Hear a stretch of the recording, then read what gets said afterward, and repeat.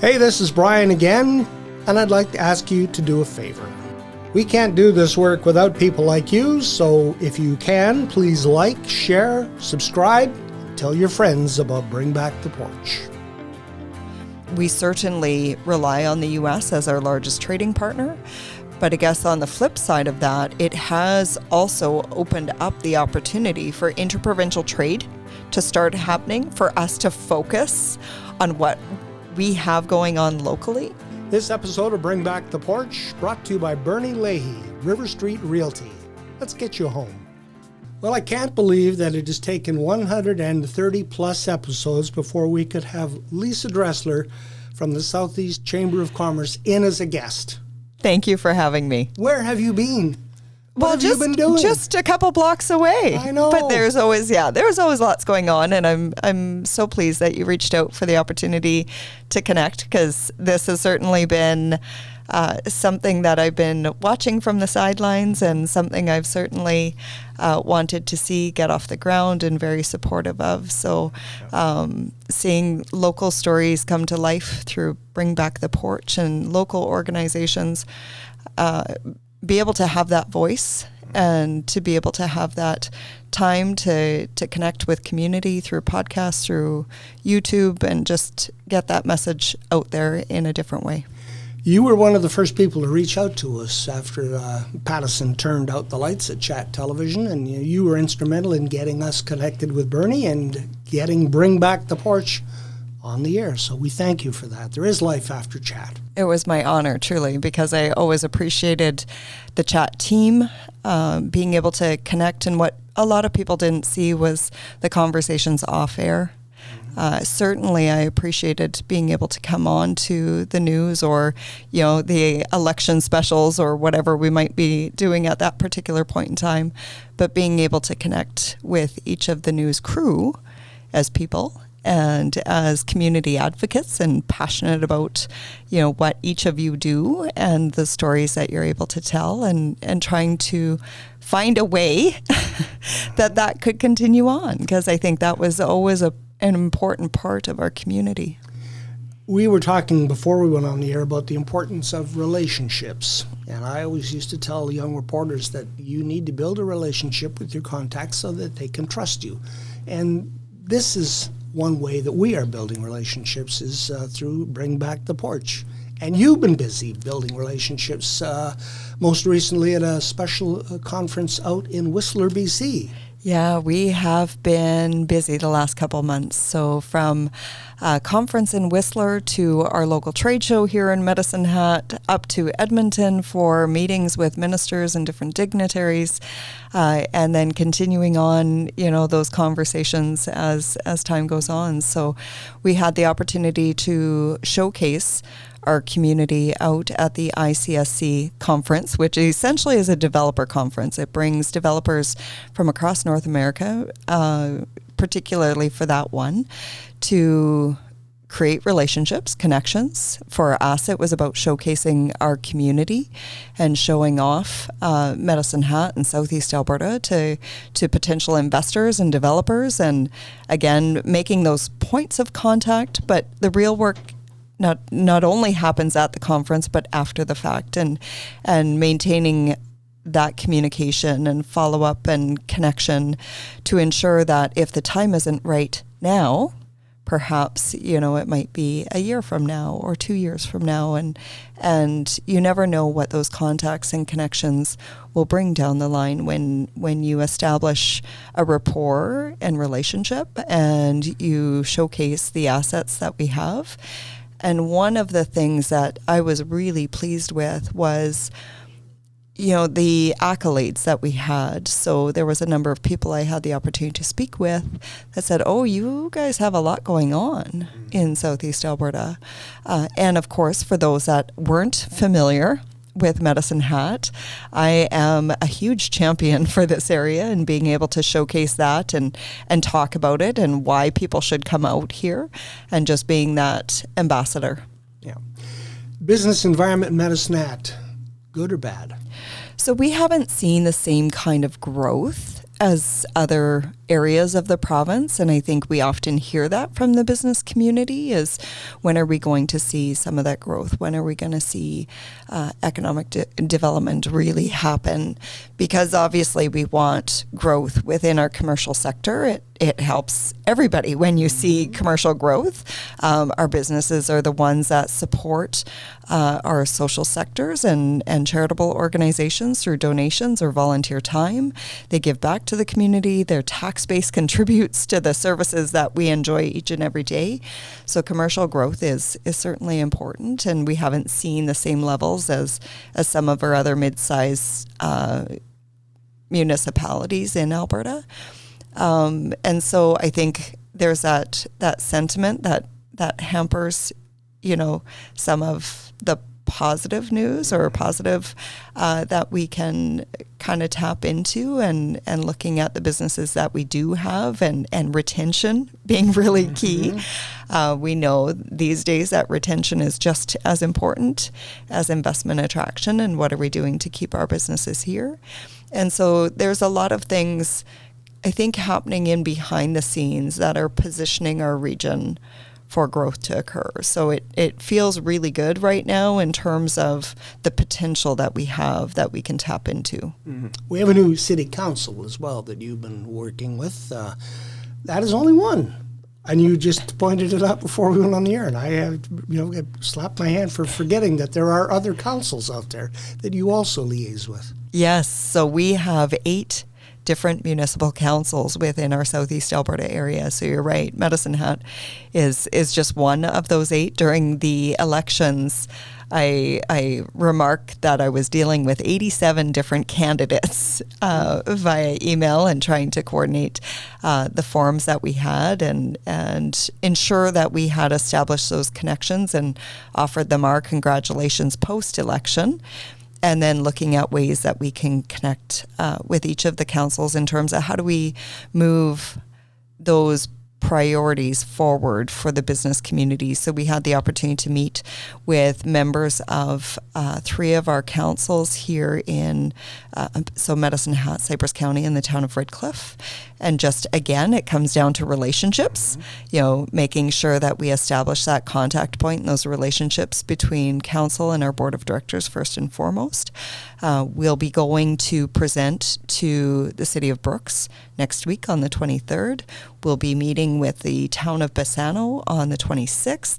And we're going to be, we had presented to the County of Newell back in June, and they had a lot of stability within their council. So there, we have those relationships established there.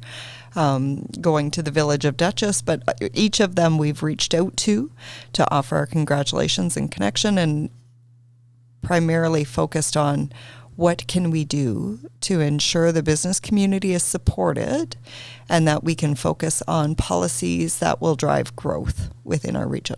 You also have to liaise with the Alberta government, and we have a new spring session of the legislature happening. You've probably seen what some of the pieces of legislation, what they're hoping to accomplish in this setting. Is it positive for business? I think there's a lot of good things happening within the province for our business community. We were just up in Edmonton meeting with ministers last week, March 10th.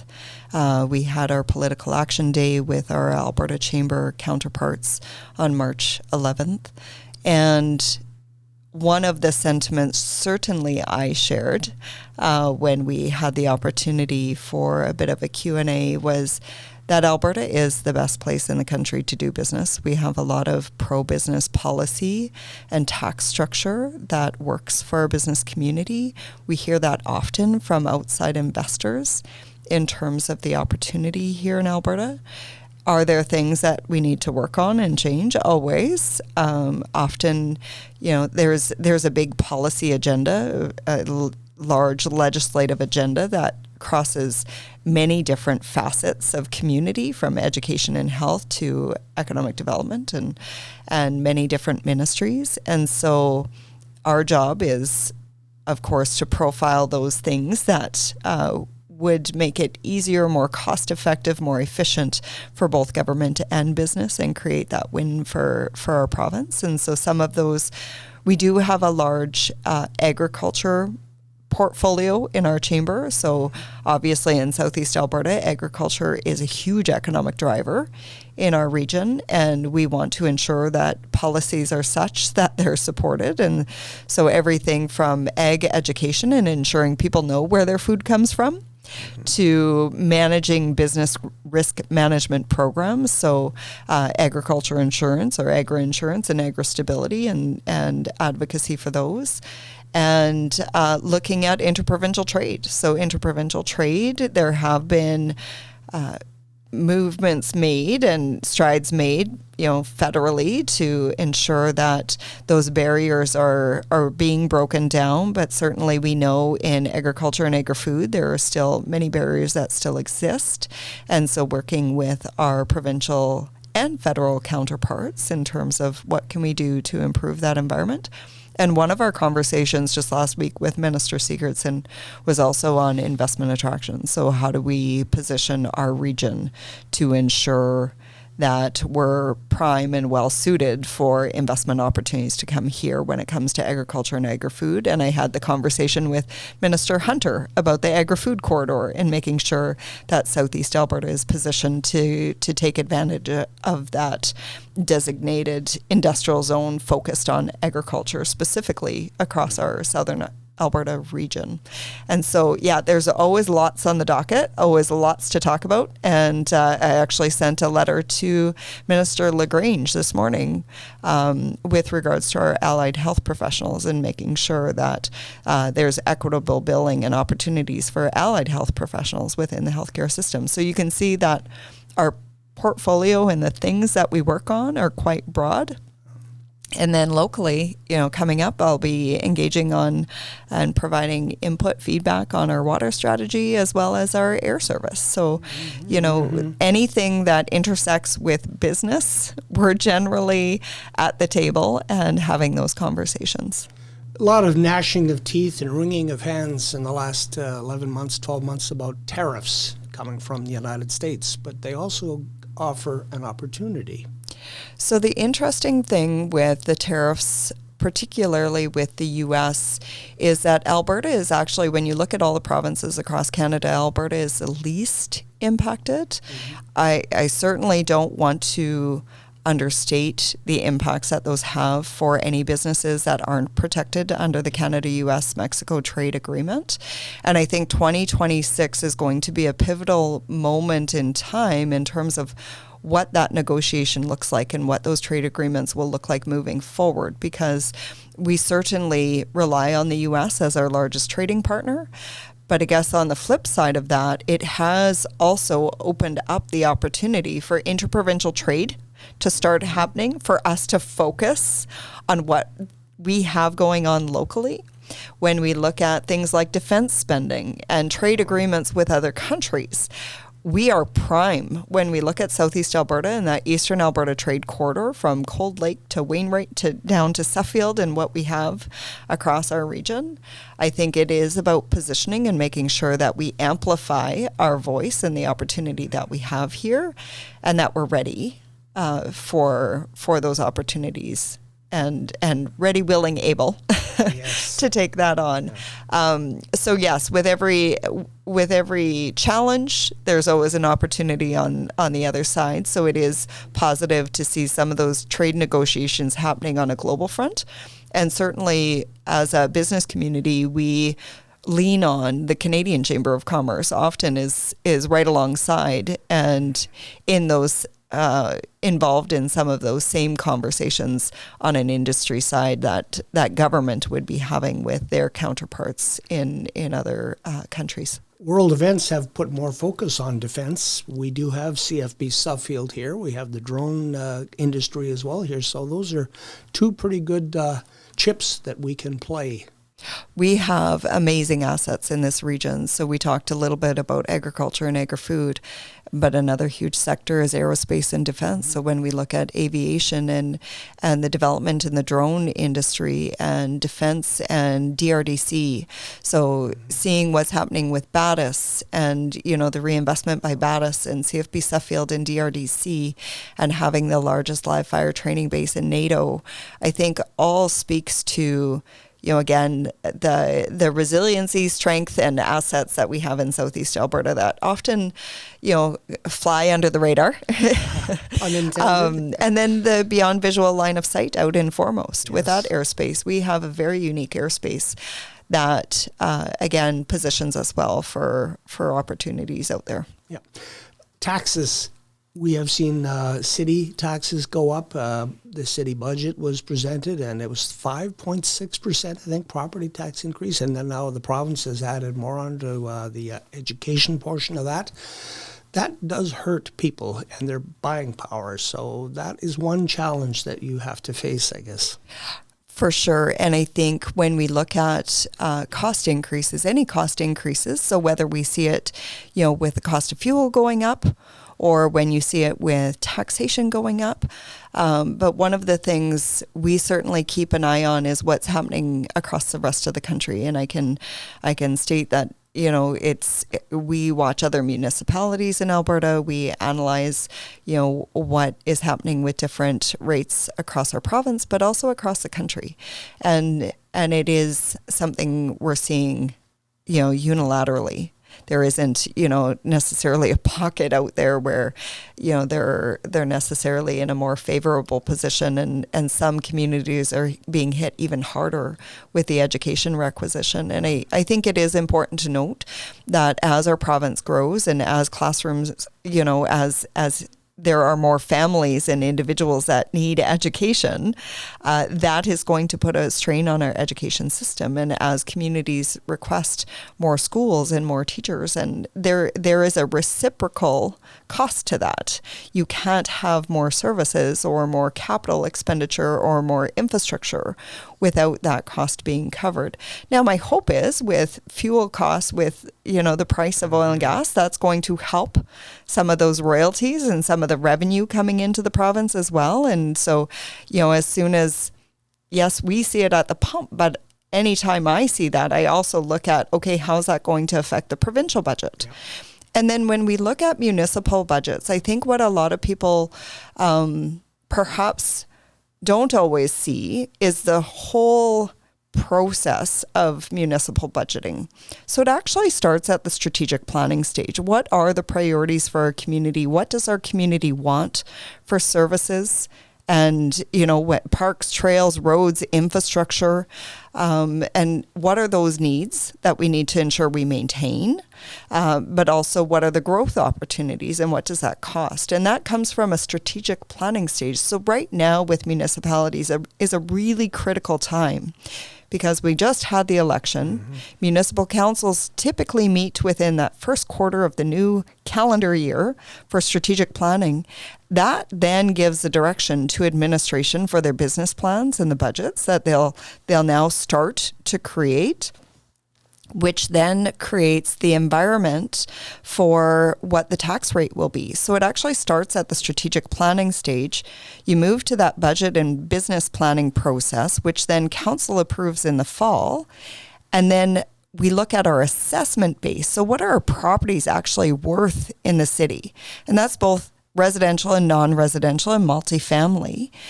And so when we look at the property values in the city, then it's up to administration to apply a mill rate to the value of their properties, because that budget has already been approved, right? Yeah. And so the tax rate is essentially an outcome of the budget. So if you want to really influence change, it's got to happen at the strategic planning stage. In the beginning. Right in the beginning, in terms of what do we want as a community? What does that cost?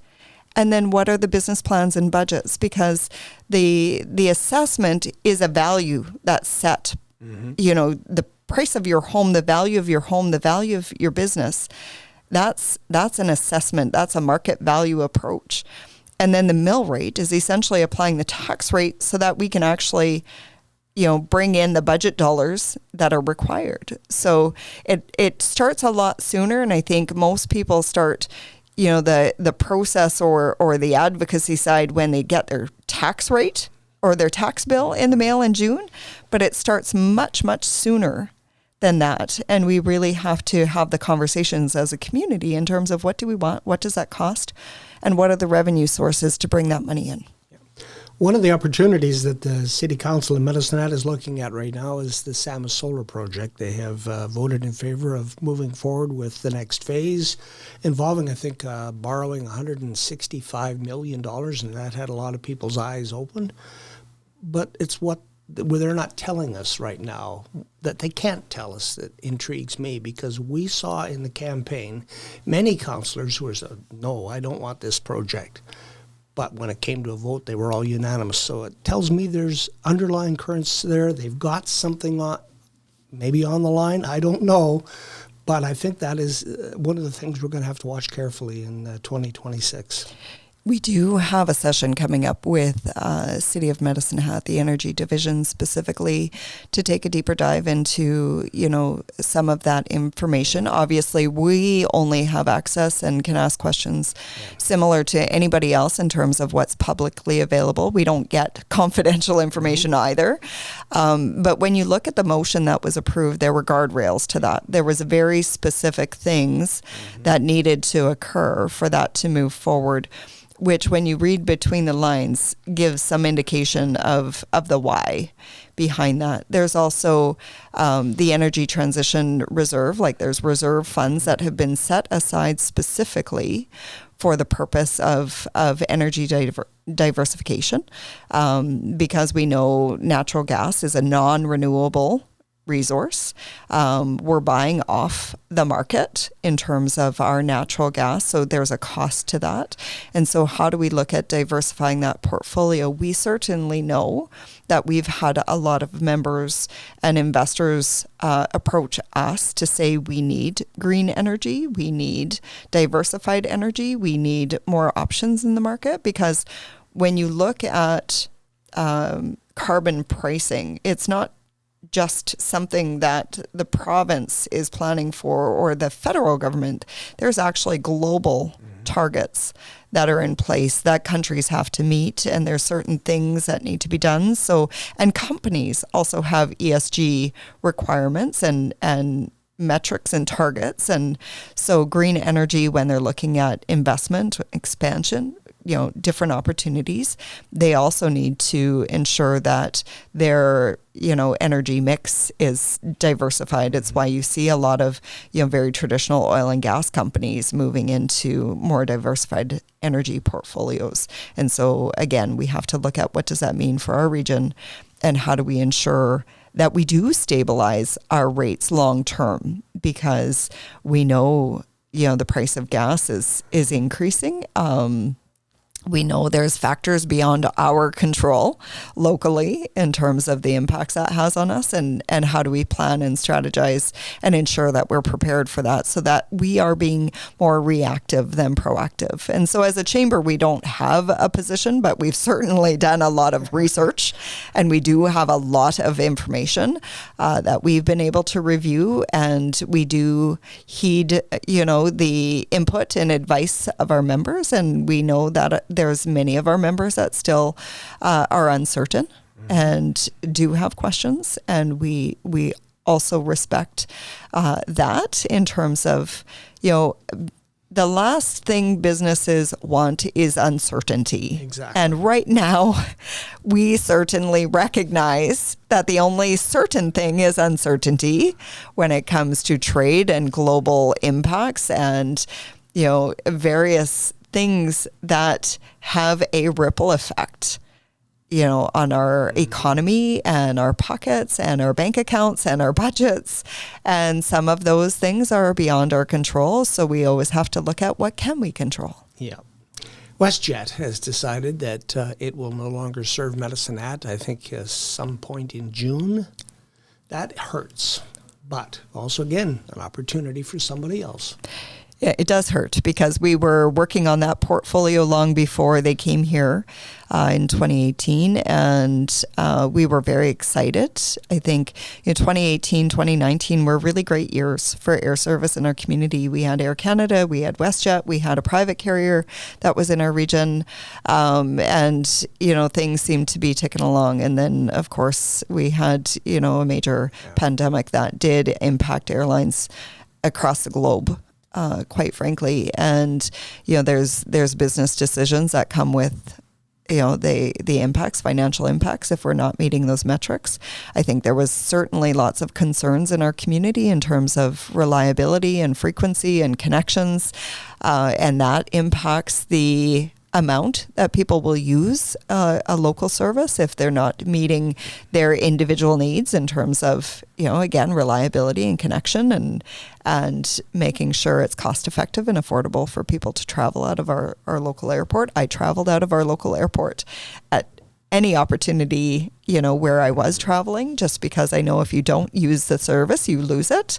And it takes about, 6 to 7 years is the statistic I was given to get an air service back once you've lost it. However, it is about looking at other carriers, looking at other opportunities. We had some great success with our airport in terms of the overall utilization of the airport, but having a carrier, a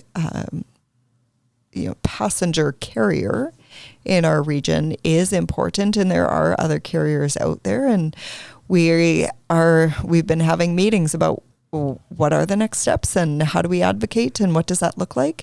There was funding set aside in the provincial budget for regional air service. We've had conversations, and it's just a matter of, okay, what does it look like now and what can we do? Again, going back to what's in our control and what can we do now, because we certainly know that air service is an economic driver, and it is important to have that connectivity to international markets, and our larger companies certainly prioritize and want to see good regional air service here. Yeah. Another way to get around is by rail, and we lost our passenger service here in 1990. But there's talk now that there might be a high-speed rail connection north-south through Calgary, Red Deer, Edmonton. I don't know if that offers any opportunity for us to get a regional connection into a rail hub again.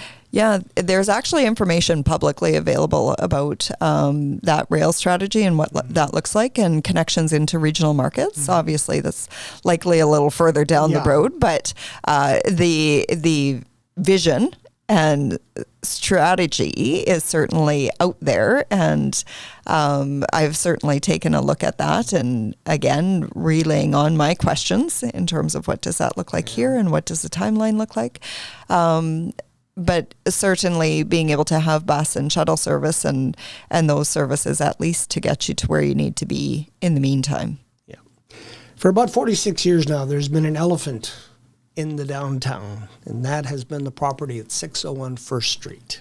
Vacant. They tried to make it into a gathering place through some of the funding that came through as a result of COVID. There's a canopy over it now, but that property needs to be developed. Yeah, so the Chamber has had a long-standing policy position to develop that and to ensure that that is developed by private industry. And there have been a lot of barriers put up on that property that have prohibited private development from moving forward. There have certainly, I've seen proposals and I've seen plans, and really great plans for that property. And there have been a few over the years. And so the Chamber had developed a position to say, hey, take the guardrails off, allow, let the market decide, let private development decide, because generally development knows what's best. They're not going to do something that's not going to be successful or profitable. And so opening that up to private industry, so put it back on the market. Let's get some movement there. And we also have another policy on underutilized land in the city, because again, we do have a lot of opportunity when we look at cost control. You want to be able to develop land or underutilized land in the city because there is services already there and available, so you're not having to put new infrastructure in. And so we want to ensure that we're maximizing what we have. 2025 was an anniversary year for the Chamber of Commerce, and I know you had lots of celebrations, and maybe we'd like to celebrate that right now. Well, I appreciate that, Brian, because we had a lot of success. We celebrated our 125th year in business, and I know you're a history buff and you love, the historical references, and certainly the Chamber has been involved and part of a lot of the development of our community. I always joke that the Chamber exists existed before the city was a city. It did. Before the province was a province. We were actually established in the district of Assiniboia back in 1900, May 1900. And so our anniversary year was a way to commemorate that. So we had 6th Avenue actually renamed to Commerce Way. And certainly indicative of the businesses that have been along that street. And there was an Our Town episode that highlighted that, which I very much appreciated. We have a historic building. We were able to launch our legacy fund to support future entrepreneurs through charitable purposes through the Community Foundation of Southeast Alberta. We hosted the Alberta Chamber Provincial Conference. We were recognized as Chamber of the Year and one of the fastest growing chambers in Canada. So there was so much to celebrate within our legacy year, our 125th year. So we've actually captured a lot of that information on our website. If people go to southeastalbertachamber.ca and go to the About Us section, they'll see a legacy page that highlights some of those successes. And the trade show most recently was well attended. Our trade show is the largest and longest running trade show in Southeast Alberta. We introduced another one in Brooks in the fall, but we were really pleased to see this last trade show, sold out trade show, filling the Auditorium Pavilion Fieldhouse at the Medicine Hat Exhibition and Stampede Grounds. It's interesting because we collected postal code data this year. We do it through our ballots to try to track where traffic is coming from. And the last time we did it was, I believe it was 2018-19 that we did kind of a map. And we have that through our annual reports on our website. But we've attracted people from coast to coast to coast, and even down, into the U.S.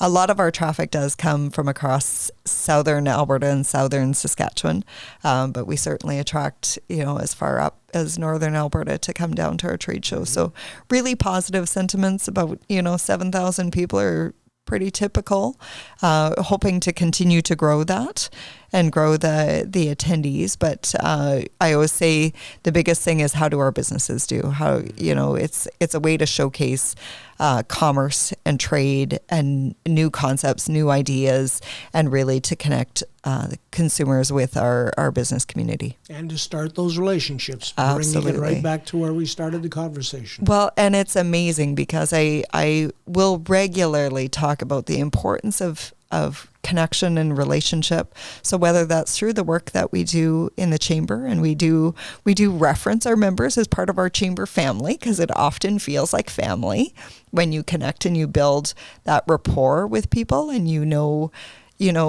what makes them tick, and you know what they're looking for, and you know what their hopes and dreams are. And trade shows, really same kind of thing. It's that face-to-face connection. So a lot of people say, well, I don't necessarily have the time, or, there's a lot of cost to that.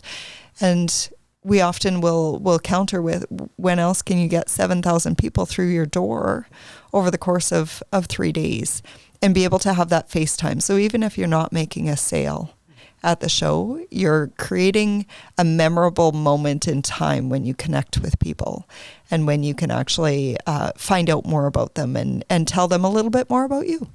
It was nice to reconnect with Lisa Dressler from the Chamber of Commerce, and let's make sure that you come back not after another 131 episodes, maybe a little bit frequently. Well, Brian, you always know I have lots to talk about, so I'm happy to come in whenever you will have me. Podcast host loves it when the guest talks. Thank you, Lisa. Thank you.